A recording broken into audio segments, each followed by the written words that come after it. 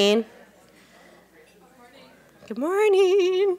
I hope everyone's enjoying their breakfast. Thank you to Molly and Jamie for getting up so early and preparing everyone's favorites. My name's Mariah Huntley. I'm on the board, or the Hamlin School of Business Alumni Board, and I help put together events such as these. We love to see so many faces. I know it's hard to get up early, especially on cold mornings like this, but we're thrilled to have you all here, and we're going to continue to plan programs to connect you all. And if you ever have thoughts or ideas about what we can do to improve your experience as an alum, please let us know, because that's what we're here for.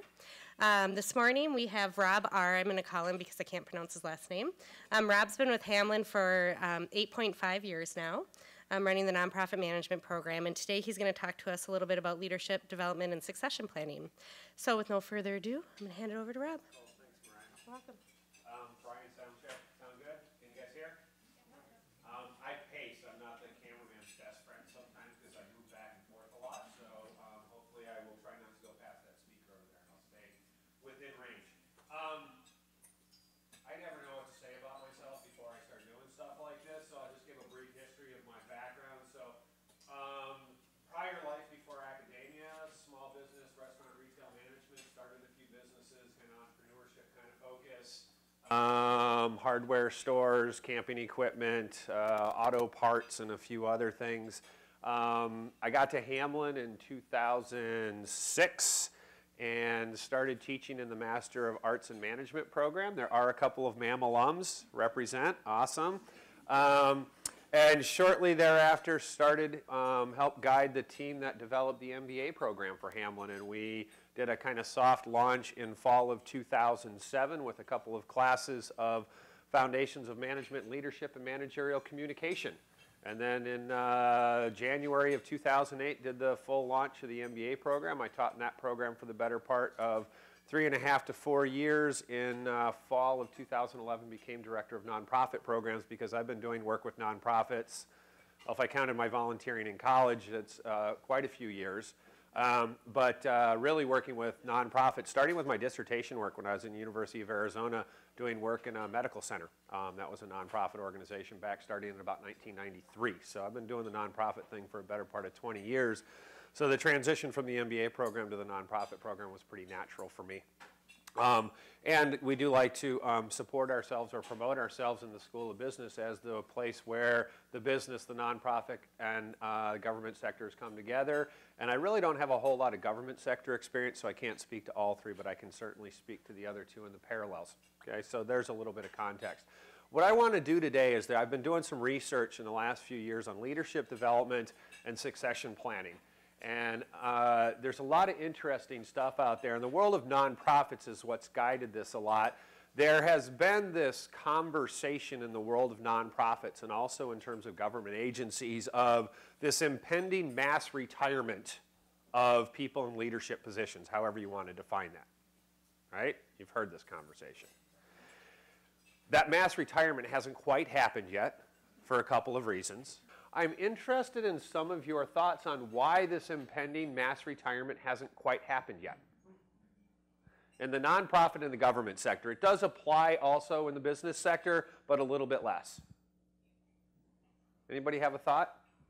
People view age differently. Perfect. The expectation was, well, when people get to about the age 62, 65, maybe at latest 67, they're going to be ready to retire, and people aren't necessarily ready to retire when they're 62, 65, or 67. They're still feeling healthy.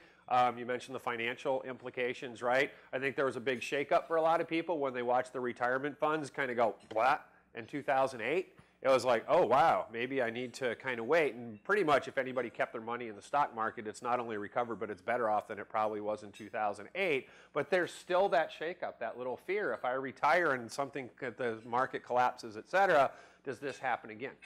So, and I think there's another really interesting one that really relates to leadership development and succession planning. Anybody else have another guesstimate? There may be more than one, but there's another big one out there.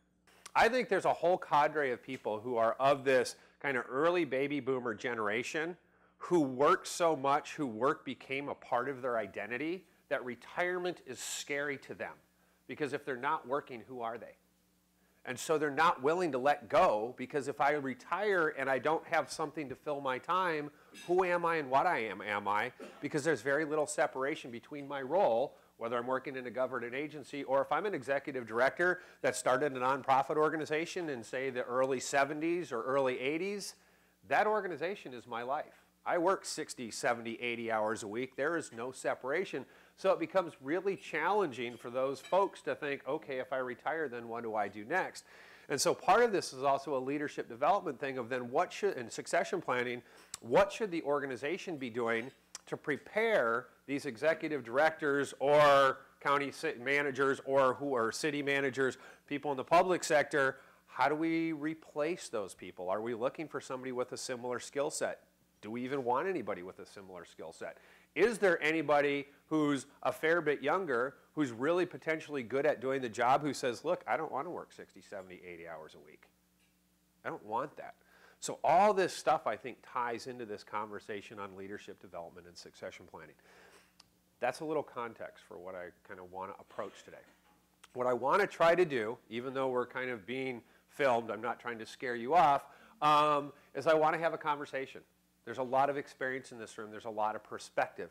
And I've had a couple interesting kind of presentations and conversations on this. And one of them I'm going to do is I'm going to put the impetus on you, the people in this room who may not be in that senior executive position yet, and ask, what are you doing in terms of your own succession planning? So change the kind of tables just a little bit. So I'll give a little bit more context, and then I'll ask a few questions. So in some of the research that I've been doing, it's been very clear in terms of coming up with some leadership development best practices. And I'm not one who will sit here and read the slides to you. So I'm interested in conversations or different points as this. But I'm interested to know how many of you have actually your own professional development built into your annual or more than annual performance evaluation at work. It kind of gets ignored. Why? If you're driven by this goals, metrics, objectives, et cetera, your own personal and professional development sometimes gets lost in the mix, right? I see a lot of heads nodding, right? Which is it's built in there, so in some ways the organization's trying to do what's right for you and for the organization, but it kind of gets put on that back burner, right? It's not real clerical, okay? Second one, this conversation's about career goals and interests, and I really got this interesting conversation from I think this was Marvin Plackett, who is the president of Episcopal Homes just down the street here, who said one of the things he does with his senior management team, and he encourages the other senior managers to do, is write your ideal job description. Now, why is that a challenging thing to do with your boss? It's probably their job. Now, that's interesting, okay? And it might be. And does that scare them, right? When I used to manage the businesses that I used to manage, my goal was I could leave for 2 weeks and the stores would run just as well as if I were there. Meaning I've trained people to do my job if I'm not there, but yeah, there's this potential threat, right? Okay, and so there's always this notion that, you know, you get out of high school and college is going to be different, and you get out of college and you get in the world of professional thing and people aren't going to be territorial and protective and all that, and it never happens, right? People still are, right? So, very good insight. There was another hand that went up, yeah? You have to have a really trusting relationship. Yep. Very well stated. The key here is trust. Do you have a trusting relationship with the people around you so that you can be really honest about, here's what I really like about my job, here's what I don't, and maybe here's some skill sets that I have that I don't feel like are being utilized here. And how can I utilize those? You know, I think in terms of to me, it's interesting. If I hire somebody, I want to have the conversation of, okay, I don't expect you're going to work here forever. How long do you think you might work here? And what are your career goals? And if I can help you achieve your career goals while at the same time you bringing lots of good energy, ideas, passion to the work you're doing, it's good for both of us. And then when you leave our organization, you may not be working for us anymore, but because I treated you really well as a boss and I showed you respect and I helped you to get where you wanted to go, you're still an advocate for our organization even though you don't work here anymore. Okay? And so I bring this up in terms of kind of, we all oftentimes think in terms of succession planning at kind of senior levels of an organization, but I think it happens anywhere in an organization. I've worked with some nonprofit organizations. I worked with one, Teatro del Pueblo. I just cycled off their board recently. And a few years ago, we got a AmeriCorps Vista member to come work for the organization. And one of the tasks that we did when we first hired the Vista member, before they transition out, they work for about a year, a little less than a year, there's always this lag. They leave in late July, early August. The next person doesn't really start for 2 or 3 weeks or 4 weeks after that. So we had the first, her name was Jolene, we had her during kind of the first year, that whole year she was going through, start to catalog what's she doing, who's she working with, who's she connecting with, et cetera. So when she left, she actually left a notebook that was about 20 to 25 pages long of information for the next Vista person to come in, so that there wasn't this, oh, wow, I don't even know what to do. So she was actually doing succession planning as a AmeriCorps Vista person for the organization. And that handoff actually seemed to go really well. And I think most of us can do that. And I think we do that out of, one, commitment just to our profession and to our organization, but it's also setting that next person up who fills our position or similar position after us. It sets them up for success as well. So just a few ideas I picked up along the way. To me, the implication of this is, how many of you have done StrengthsFinder? Okay, quite a few of you. Okay, and the idea of StrengthsFinder is what? You are more motivated and you do better work if you're working from your strengths. I think writing your ideal job description is in some ways related to that, right? That if I'm going to write a job description, I'm going to write an ideal job description that's going to build off of the things I like to do that I think I'm good at, right? And so it can be a way to identify, while it might have overlaps with my current job, it might not be, say, I'm going to give you a different job, but it's, hey, there's some activities, there's some things that you believe you're good at that you would like to do more of, and are there ways for us to build that into your job, either formally or somewhat informally, through projects, through activities, through committees, through cross-functional assignments, and those kind of things. I would hope so. Unfortunately, I think, as a few folks were mentioning, sometimes we have these conversations and those conversations kind of get put on the back. And I think part of that is, if this conversation only happens once a year at your formal review, you haven't done it right, right? And I think some of you that have had me for class, especially in HR class, I've had the conversation of, when you're doing performance evaluation for people, oftentimes you actually, even if you're going to do them once a year, you're going to formalize them, you need to actually do at least 2 a year, because one of the formal evaluations relates to, are you going to get a raise, what's your merit increase, et cetera, which is very different than the conversation about your own personal development and development as a leader. It's hard to mix those two, right? Because our mindset's different when we go into both of those conversations. It's better to separate those out. But just like most of you know, if you're doing performance evaluation with people, it's better to have it an ongoing thing. It's not something we do once a year. If there's something you're doing great, your boss should occasionally say, hey, you're doing a fabulous job. Thank you very much. Keep it up. And they should also say, hey, here's something that we've asked you to do. We don't see this getting done. Are there things we can do to help support you in getting that done? Right? Are there challenges you're facing that we don't know about that we can support you in? So when you get to that annual evaluation, there's no surprises. Right? So, any other comments or questions on this before I move on? Okay, so here's a few things coming up to, so there's, again, a clear link between leadership development and succession planning, and here's a few things related to succession planning. And again, keep in mind that the research I've been doing has been focused on nonprofit organizations, so you'll see terminology here that's probably a little more geared towards nonprofit organizations than government agencies or for-profits, but I think some of it certainly applies. And I think a piece of this is, if you're really going to do succession planning well, it gets built into the culture of the organization. So it's happening at all levels. So it's not just happening at your board of directors level. It's not just conversations about succession planning for your executive director or your program managers. It's everybody who works for the organization is thinking about if and when I leave, right? And I always like to have the conversation, if you go off on vacation to Malaysia and you decide you like Malaysia better than you like Minnesota, what happens to the organization in your position, right? It's a lot better than the hit by a bus kind of thing, right? Because conceivably that could happen, right? Especially in the nonprofit world. People go off and they do these really cool things and they say, I think I'm going to stay here and I don't really want to go back to the work that I'm going to do, okay? So one of them is kind of having that ongoing conversation.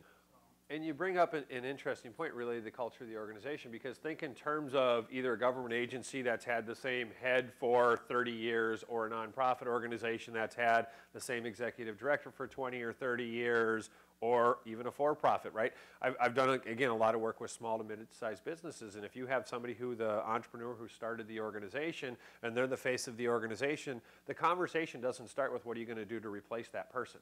It starts to happen later on, a lot of times, oftentimes with families with small to mid-sized businesses. Is there anybody in the family who's willing to take over when whoever started the organization is ready to move on? But still, that's a very uncomfortable conversation to have, right?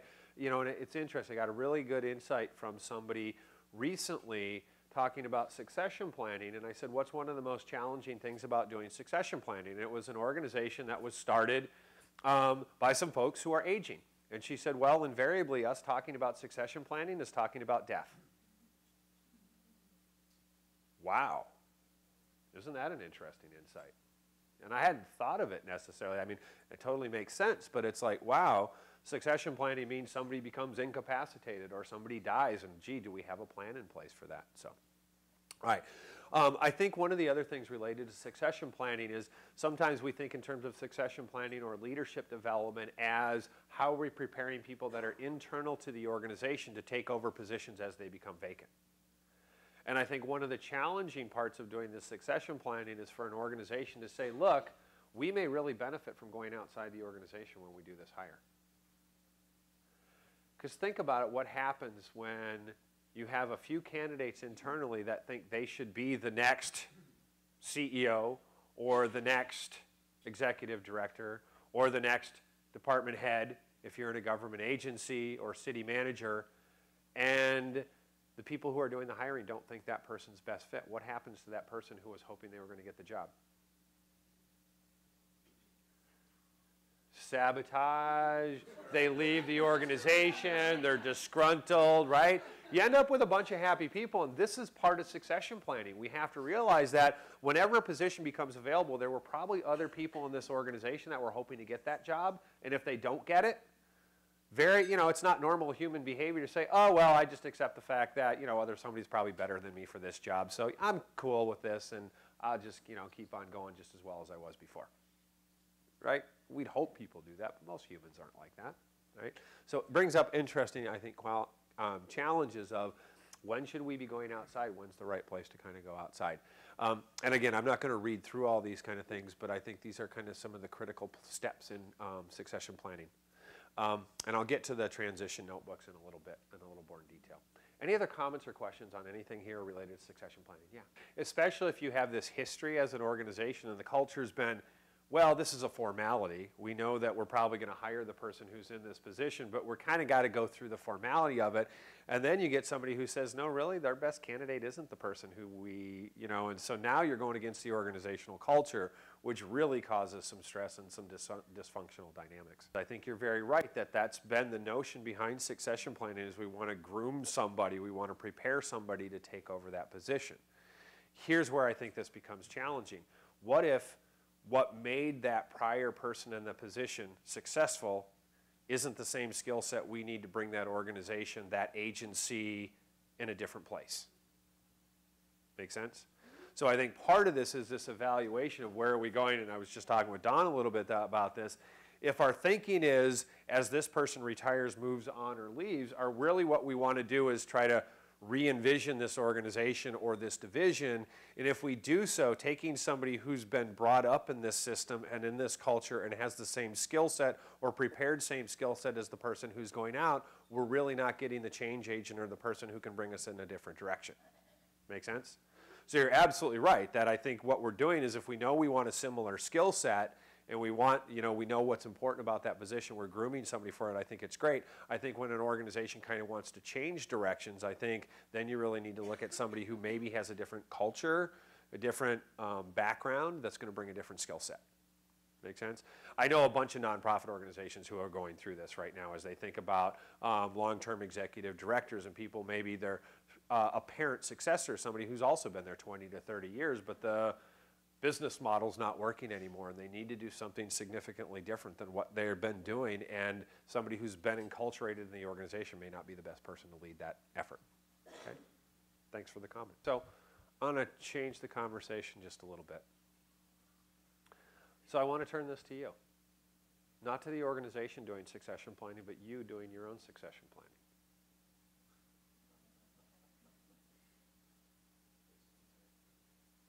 What's that?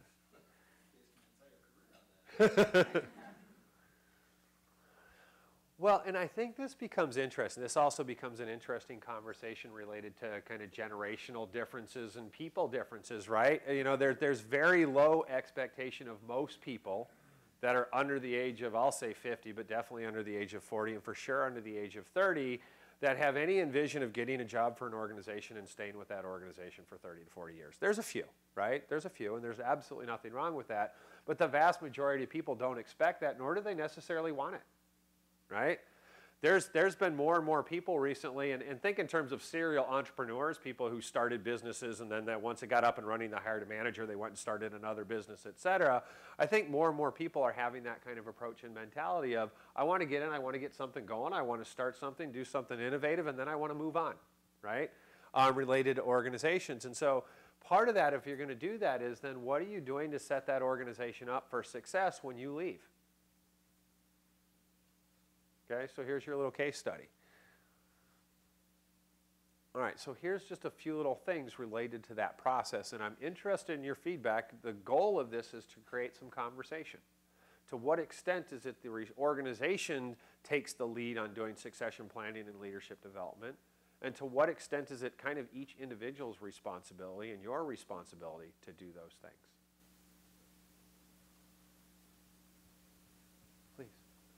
And some organizations actually do have that built into the culture of the organization, right? That's an ongoing conversation and discussion, right? But in a fair number of organizations, it may not be throughout the organization, but it doesn't mean that in your program, your division, your unit, you can't maybe do that, even though it may not be happening at levels that are up or aside of you, right?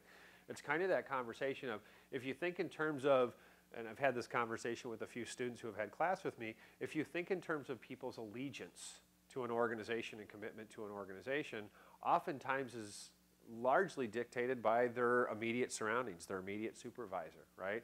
I might be committed to the welfare of the clients we're serving or the work we're doing as an organization, but if I have a really crappy boss, my time at this organization is going to be more limited, or my impact in this organization is going to be more limited. So even if the broader organization isn't having that conversation, you can still have that conversation, I think, within your unit. The challenges, and I think it comes up a little bit later, is whether no, it's on this one. How do you start this conversation? I think you mentioned earlier there's a big issue of trust here. So it's not in the interview process of, right, because sometimes you'll say, how long do you plan to work here? Well, 2 years, 3 months, 17 days, and 6 minutes, actually.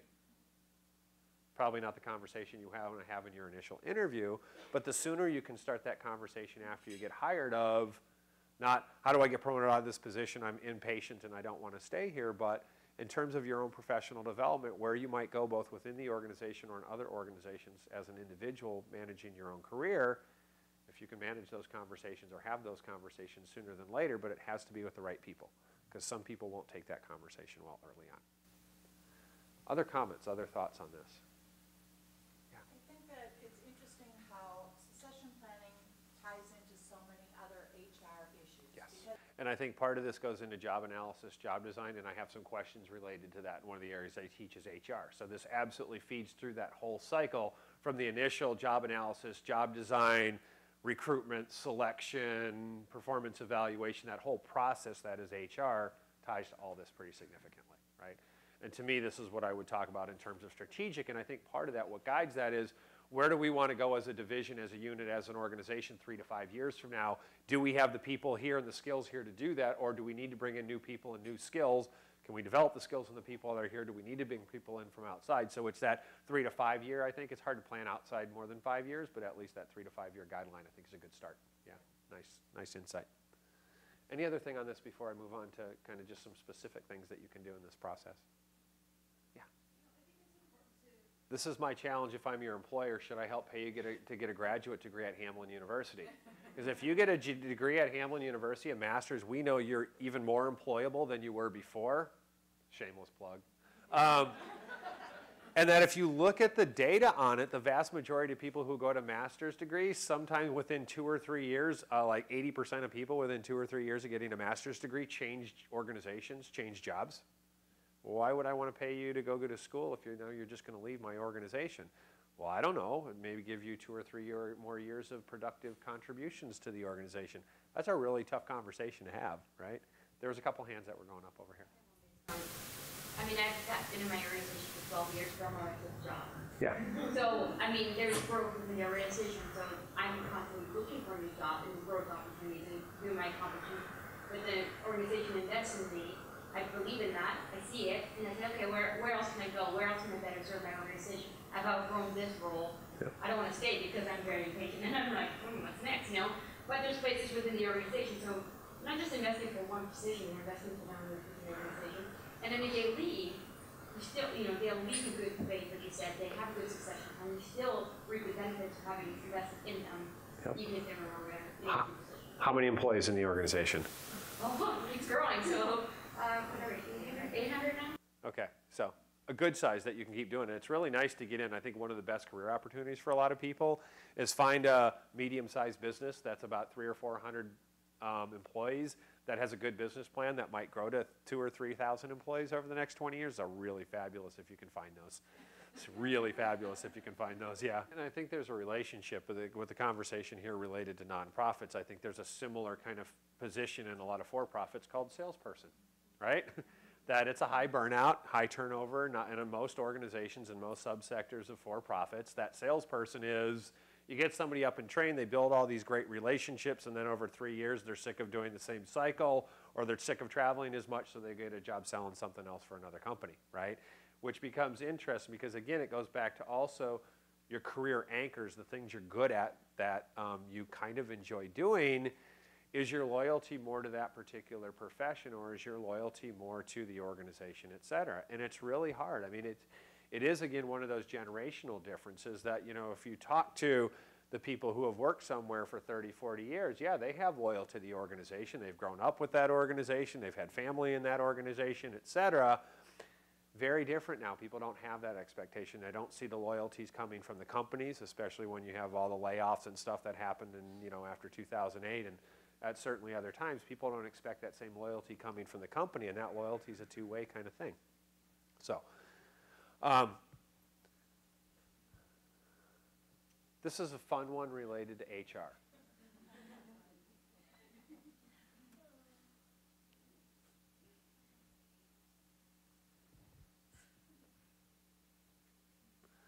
So has anybody done this recently? How'd it go? We have to do it every 3 years. Okay. And it went fairly well. We made several adjustments to the job descriptions as a result. Yep. And I think this is just helpful for you to go through is, you know, are there things that, you know, you're doing that you're not supposed to be doing? That's not the right way to put it. All right, other thoughts on this? Because I think related to that, and this is kind of the steps, if you will. So I've gone through this kind of doing succession planning and you taking control. There's the first one, is just comparing, looking at your job. Second one is looking at those relationships, and I think you did mention the relationships. So part of it is the actual task that you accomplish. The other is who are the people that you need to rely on to get your work done, right? So, you know, if I look at my role at Hamlin as Director of Nonprofit Management Programs, right, I'm in this interesting position as I'm in a program embedded in the School of Business, but to get things done, I need to work with people in alumni relations and people in marketing and communications and people in graduate admissions, and, right, so there's these pockets of people, and I build a lot of relationships with a lot of external organizations that help facilitate things for our students. I have folks like Bob Chatmus, who's one of our alums who comes in. He's a guest speaker. We have a great relationship. He works over at Second Harvest Heartland. They employ a lot of our people. They go do internships there. Those are also part of my success. So if I'm thinking, okay, maybe I don't want to do this director job anymore, what I need to do is write down, here's the people who are super supportive of getting this work done, so that if somebody else takes over this particular role, we're setting them up for success. So those relationships are absolutely critical.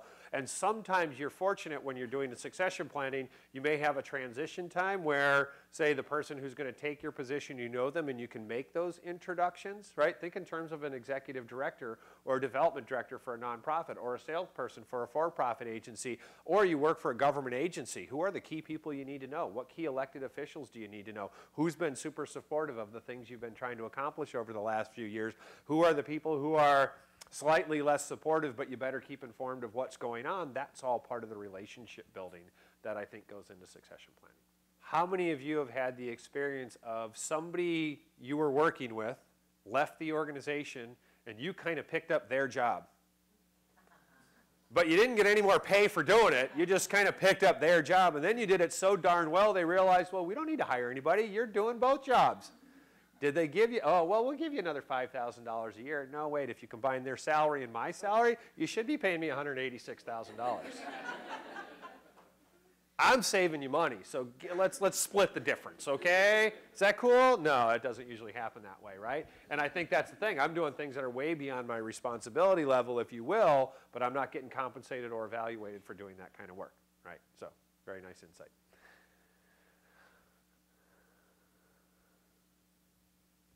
Just another step in the process, don't forget this, right? So you got what you're actually doing in terms of functions, who your relationships are, and then are there particular tools that you use? Do people need to be trained in these things? Have you found little tricks of the trade? Are there certain things that really help you get your job done more effectively and more efficiently? I don't know if anybody wants to comment on this. I think this is just part of writing all this stuff down.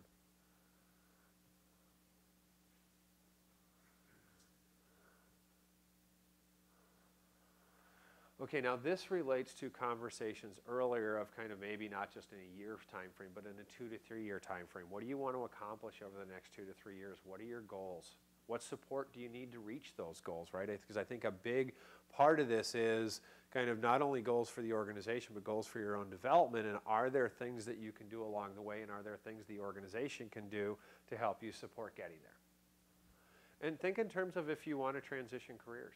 Right? I get this conversation a fair bit where probably every couple months at least I'll have somebody who will contact me who had a career in the for-profit world who wants to move into nonprofits, right? That doesn't necessarily help that individual organization, that for-profit you're working for, wanting to transition over, but it's a very important conversation to have. Are there projects, are there things that organization can do to help set people up for that transition, right? Or it could be somebody working in a nonprofit that wants to go work in a government agency or in a for-profit world, right? I always, even when I teach the nonprofit, I always tell people, don't lose sight of the fact that there's some government agencies doing some really cool stuff that overlaps with nonprofits, and there's some for-profit organizations out there doing some really cool stuff, and don't narrow your search so much, right? So sometimes it can be, I want to position myself, right? I think you go get a graduate education, not to hone in on this is what I want to do, but expand your opportunities, right? So your personal goal may actually relate to changing industries, changing subsectors. Some of you may think, well, I don't know that I want to live in this particular area in the Twin Cities. I may want to move to Colorado or Oklahoma, or I don't know if you'd want to move to Buffalo right now. Maybe Buffalo, Minnesota. Right? You know, and so there are these other aspirations, or maybe you want to go do work internationally and your organization doesn't do work internationally, but you want to somehow develop skills that enable you to get positions or to do work internationally, right? So there are times, I think, and I don't know if that organization can help, and this is one where you need to be cautious. Who do you share this with in your organization, right? You know, boss, really 3 years from now, I don't even plan to live here. I don't plan to be in this organization. I don't plan to be in this industry. You know, I'm sick of this. No, you probably don't want to have that conversation. It's here's my career goals, and here's where I think it overlaps with the organization goals, and here's the support I think the organization give me, and achieving both. Okay. All right. Last one, and kind of steps in the process.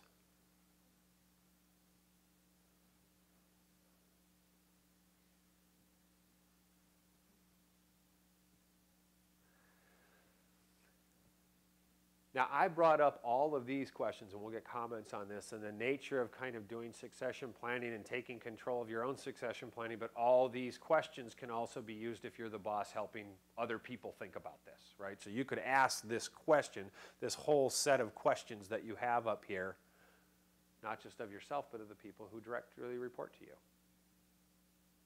What are you enjoying about what you're doing? What do you like learning? What do you know, I think some of you know me, that when I haven't seen you for a while, I'll ask you, well, what have you been doing for fun? What have you been learning lately? What's the most engaging thing you've been working on, et cetera, as a way to kind of, you know, I'm always interested in that. I think that's an interesting conversation, and that can be a reasonably informal conversation at work of, hey, just give me an overview. What have you been really enjoying lately? What are you missing? What are some skills you have that you don't feel like you're getting to utilize? Okay.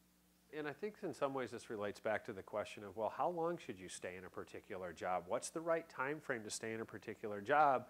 You know, it's kind of interesting because I don't know if anybody's ever gotten that question in interviews. So, well, how long do you plan to work here, right? You know, and sometimes you do. And, you know, the pat answer is, well, as long as I'm feeling challenged and making a contribution and blah, blah, blah. Yeah, okay, that's a good answer and all that kind of stuff. But I think the question is you need to ask yourself that, right? It's part of a what are your goals for this organization? And I do think it's are there certain things you want to accomplish and do you have a certain mindset? I mean, you really can look. You know, it's okay to move jobs occasionally, but you certainly don't want to move so often you get labeled a job hopper because then when you're looking for jobs, oh, well, you were there for a year and a half and there for a year and here for a year and a half, and I don't want somebody who only has that short attention span or whatever they're going to infer about you. But I think a 2 to 3 to 5 year cycle isn't a bad thing to think. I mean, one of the things I try to, especially with undergrad students, when I talk to them and they think, okay, I'm going to go get my first job, and a fair number of undergrads, and I forgot what the exact number is, but you know, the average number of jobs within 2 years out of college is like 2.3 jobs. People change jobs 2.3 times within the first 2 years of getting an undergrad degree. And part of this is a function of they've gone into the interviewing process giving all the power and control to the employer, right? Oh, I need to get a job. I got a job offer. Yay, let me go take this job. And it's like, well, ask more questions. Is this really the job you want? You know, you went to school and for finance, but do you really want to be a financial analyst working for a really large bank, sitting in a cubicle doing financial analysis for 40 hours a week? Not trying to criticize banks, but I know financial analyst jobs, and I've known a bunch of undergrads that got them. Oh, I got so much knowledge, I got so much energy and passion I don't feel like I'm using. It's almost like they didn't have a good realistic job preview. They get frustrated, they move on to something else. Then they take a job, they just jump jobs somewhere, or they quit before they actually have another job. So then they end up doing other random things. So, and it's a tough position to be in, but a realistic one, right? You know, I've shared with some of you when I originally moved to Tucson, Arizona. I moved to Tucson in 1990. I had already had a pretty successful career in business, right? I was a corporate trainer for an auto parts company. I'd started a business, I'd run businesses. I couldn't find a good job when I moved to Tucson. I worked at a muffler shop for 3 weeks and then left because it was one of the most unethical businesses I've ever seen, right? I worked at a check cashing service for 8 days, right? Behind bulletproof glass, cashing checks for random people who came up, I want to cash this check. Really interesting job. I fixed drills and toasters for Black & Decker. Right? These are all perfectly fine jobs, but these were not, right, career jobs. This was like, I feel very underemployed with these jobs. And then I got a job as a business credit reporter for Dun & Bradstreet. So I had 4 jobs, and basically that was about a 9-month period. And so it was a similar of, I just want to keep getting a better job, and eventually I got into grad school at the University of Arizona. So actually worked out all pretty good for me, and it gave me some really interesting experience, and I made some really cool friends out of those experiences. Not so much the muffler shop, but the check cashing service, actually I made a really good friend out of that. People at Black & Decker I really liked, and had a really funny relationship with my boss, who was, it's a whole different story, the one that when I worked at Dun & Bradstreet. So it ended up being okay in the long run. It gave me a different set of experience, but it was that thing of, you know, and I was 26, 27 at the time, and I was just frustrated because I felt like I had all these skills that weren't being utilized. I'm not going to go through this in detail. I want to make sure we stop by about 1/4 for other questions so you have time to network and that kind of stuff. Okay, and I'll speak, again, most of my research has been a nonprofit, so I'll speak to that. I don't want to infer stuff to areas I'm not doing research on. I think a lot of that has to do with understanding the subsector you're going into and how that subsector is changing and how the needs of the organizations in that subsector are going to need to change over the next 5 to 10 years. I'll use a very personal example of that. Higher education is changing, right? The way Hamlin has done business in terms of a business model for a long time fundamentally probably needs to change. Hamlin is in the process of hiring a new president. Our new president better understand the importance of how higher education is changing and how the fundamental business model of, we can call ourselves a liberal arts institution, but we have a law school, we have a business school, we have a big school of education, right? The business model we've been doing business on isn't necessarily going to be effective 5 to 10 years from now. I'm not sure it's effective right now, right? There's a lot of challenges in this subsector, and the people who were thinking in terms of moving into new positions as presidents, as deans, as VP of development, or whatever other position need to understand that our subsector and the business model needs to change for the organization to be sustainable and thrive. I think that's true in any other subsector, right? I think it's true in the arts. I think it's true in human services. I think it's true in government agencies, right? In terms of what's the impending changes in legislation or in funding structures, and who's going to be coming into elected office in the next 5 to 10 years, and what's society going to expect to still be funded, and where are we going to have to prioritize our tax base and all that kind of stuff. Similar with a for-profit. Industries are changing, the way people have done things. So I think what guides that is understanding that external environment, knowing that we have a different skill set that's going to help us be successful going 5 to 10 years down the road, and how do we either prepare the people in the organization to build those skills, or how do we go outside to bring in people who have that skill set. So that's where I think that fits in, right? And again, I use the very personal example of Hamline University because I think it's a very real thing, especially as we're in the midst of a presidential search, right? And I'm not on that search committee, but I hope the search committee is asking those questions because I think they're absolutely critical questions to ask. So, other thoughts?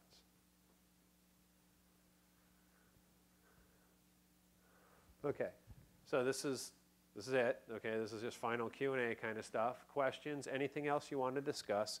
I was going to go again until maybe about 8:45 so that people can do jumping jacks and stretch and do some things before they go to work. So any other comments, questions, things you would like to discuss? Just a question, can we get copies of the slides? Yes. Yes, you can get copies of the slides. I already talked to Molly about that. So we have a list of who attended, and I'll send her I don't know if I sent it to you yet. I did already. Send it out to folks. So absolutely. I didn't make handouts, right? It's either some form of being environmentally conscious, or budget restrictions, or I was too lazy to make them, or you can pick. You make up your own excuse why I didn't bring handouts.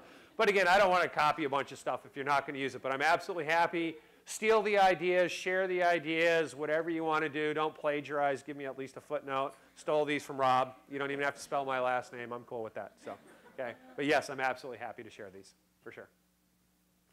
And if you have, I know a few of you are working on succession planning activities, et cetera, I'm happy to talk to you.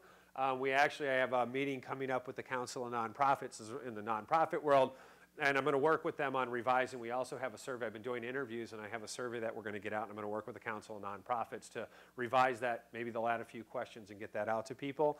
But if you have some insights on succession planning you want to share, I've been doing some really interesting research. I'd love to get your perspective on it. Any final question before I turn things back over to Mariah? I guess I would ask, just in the nonprofit sector in the Twin Cities, we all know that there are so many executive directors that are going to be retiring, let's say, in the next 5 years. What do you think the sector is going to be looking for, top 3 things they're going to be looking for to replace those leaders?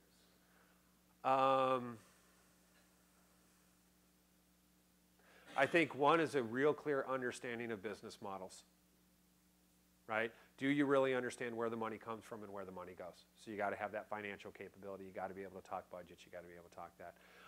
I think two, I think it's the relationship building piece, and what's the tricks of the trade of following a long-term executive director and managing that transition, right? Because oftentimes there's going to be a dip in funding, there's going to be other things. So it's how do you maintain and build relationships both internally and externally as you go through that transition, right? There are a fair number of nonprofits that hire an interim for that because they figure the organization needs to be shaken up a little bit. And if we have a beloved founder who's leaving, nobody can just step into that. So whoever it is invariably not set up for success in some way. So we hire an interim. So I think some organizations are going to look that direction to do it. This will be my own personal idea. This isn't what I've gotten from succession planning. I think there needs to be this strong level of ego detachment from the work that you're doing, meaning I can't hire somebody who thinks it's their job to come in and bring their new vision to the organization. it has to be a listening process, right? We got a lot of energy, we have a lot of external constituents. This is true at a for-profit, a non-profit, I think even in some ways government agencies. It's I shouldn't come in and think I know the best direction for this organization, and I shouldn't come in and assume the direction this organization's been at is the way we should be going. I need to go talk to a bunch of people. I need to ask a whole lot of questions before I change anything, unless there's some really significant, clear things you need to change right away. So I think that listening skill and that ability to say, I have a vision, but my vision might not be the best vision for this organization, I think is going to be an absolutely critical skill. I think in the nonprofit sector, but I think also in others. I mean, again, government agencies, I do understand, are somewhat different because they have a little bit more embedded systems and structures and cultures, and there's unions and all that kind of stuff. So the environment is very different, I think, than most nonprofits. For-profits, I think, very similar. They have to ask very similar questions. So. Seems like a lot of EQ. A fair bit of that emotional intelligence, absolutely. But I think the first thing I mentioned is the business model. It's understanding the numbers. It's understanding where's the money come from, where's the money going. Are funders changing priorities? Are people willing to pay less for the services that they used to pay for? And, you know, as our organization, you know, what you almost never want to do as a business is have what you're serving as a business, your services, or your products become a commodity, because then people just buy it as the cheapest possible thing, right? I don't care who the provider is, I'm just going to where it's cheap, where I know I can get at least minimal set of quality. That's a tough thing to do, yeah. Please. I guess I have two separate thoughts. Please. One, I work in a government agency. Mm-hmm. I would argue that as a government agency, one of the things we need to be doing is listening to our environment. Yep. Because our environment is constantly changing. Yep. And as an agency, if we're not adapting to the environment, we're becoming irrelevant. Yep. And we're not serving the people of the state of Minnesota in a way that they're expecting to be served. Yep. So that's one thought. The second thought is that as I've been listening today, there's a relationship between the organization and the employee and the organization and the manager of the employee, and the manager of the organization, Yep. and the manager of the manager and the employee. And often what I've witnessed is the organization may not be committed to succession planning or able to do succession planning, but a manager and an employee is a far more intimate relationship. And a manager can look for opportunity where the organization's failing and build their employee. And, you know, while I would like to have an employee stay with me for a long period of time, one of the greatest joys that I have is the employee has moved on to another position at a whole new level, is doing great things, and I as a manager can witness that, you know, I remember when we... Okay, so I want to stop there. I want to, thank you for all of your conversation and all your input on this. Big props out to Molly and Jamie for helping to coordinate this event.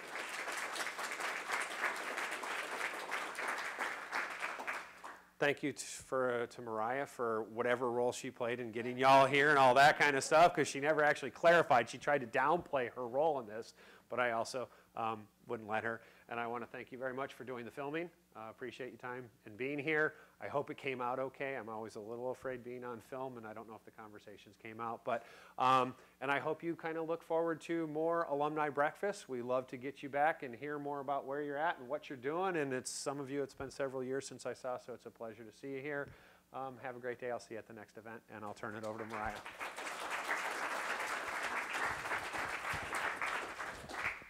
Thank you, Rob R.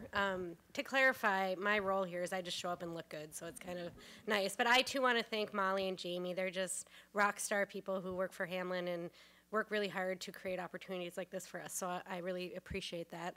I know that, you know, one of the big takeaways I'm getting from this is the reminder that I know I need frequently is that it's up to us to take ownership for our own professional development. I remember when I first started early in my career, I sat around and waited for people to create opportunities for me. And when I learned that it's really my job to create my professional development opportunities, it kind of opened up a whole new world for me. So that was a great reminder and a great takeaway for me. So thank you for that. Our next breakfast is scheduled for April 10th, 7th. We'll send you information about it. But I hope to see you all there. Please invite friends, colleagues, fellow alums. I know I have a lot of really great relationships from going through the program. I graduated in 2005, and today I still have a lot of great relationships. So bring your friends next time. We'd love to continue to grow this program. So thank you. Go to work. Stay warm. Bye.